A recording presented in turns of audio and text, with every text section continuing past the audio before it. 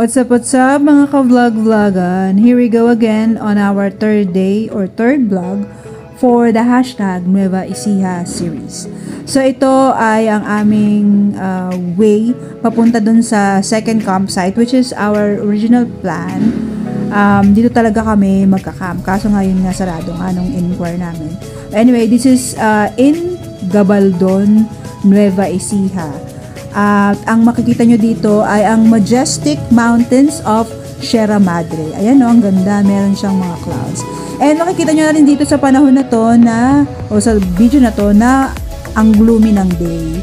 Tapos ayan, papunta yan sa campsite. Medyo naguguluhan ako pero hindi ko alam kung totoo yung sinasabi ni Waze, pero parang totoo naman.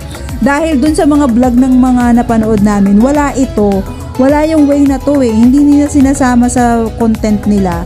Kaya shoutout sa mga nagbablog.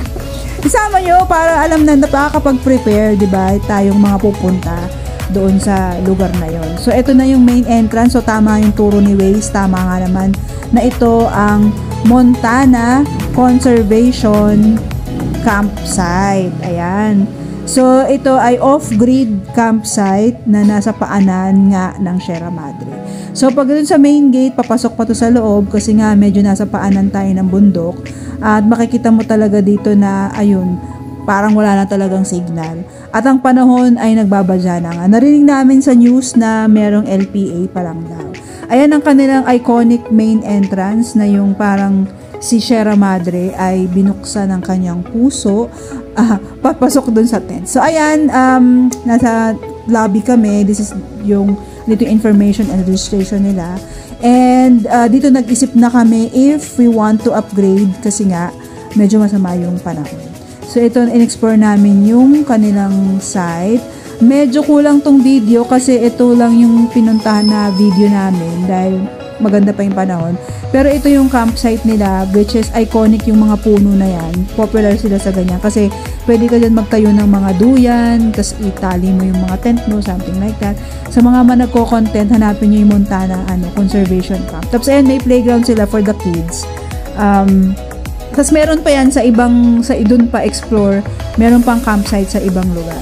Tapos ayun nga yung swimming pool nila. So ayun, nagpa-upgrade kami dito sa kanilang parang A-house na accommodation kasi nga talagang hindi kakayanin yung tent kapag umulan ng malakas. Yung tent ko kasi ay hindi pa siya pang hardcore na ulan. Ayan, mumurahin pa lang yun eh. Pang pa lang siya all weather pero not the hardcore na ulan.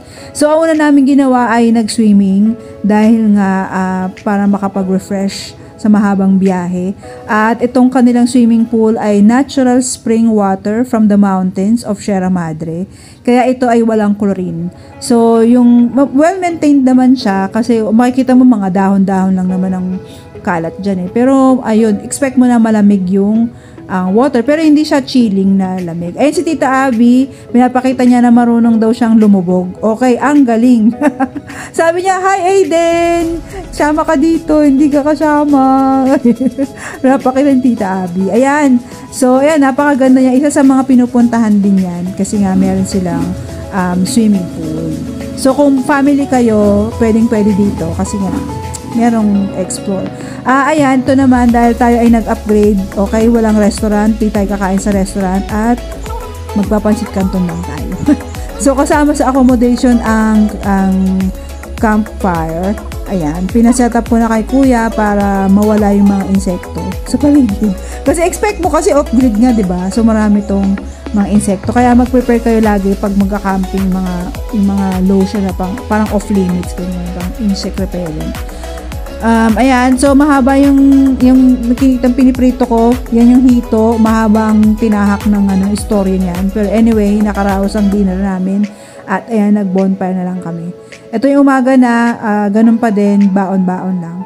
And so napag-alaman na nga namin na ang LPA ay naging bagyo na nga. Yan.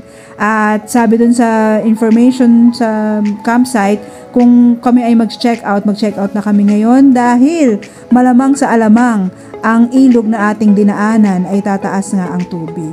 A good thing is meron silang guide, kinakapanya muna yung dadaanan at kung saan ako dadaan. So ayan, nakikita nyo na ba na ayan yung ilog, yung tatlo yan eh.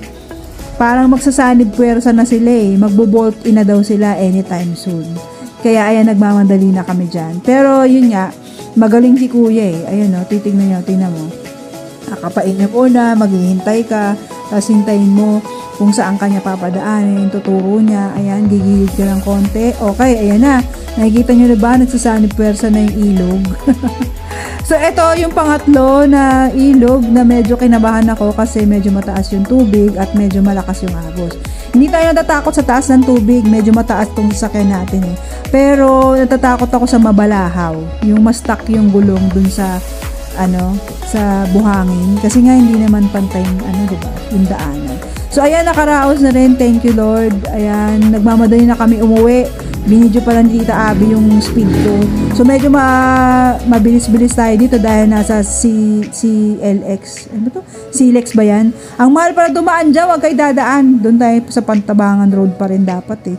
But anyway, dito kami dinala ni Waze, kaya sunod lang tayo para makauwi agad. At that's it. Thank you all. Thanks for watching. I love you all. Bye.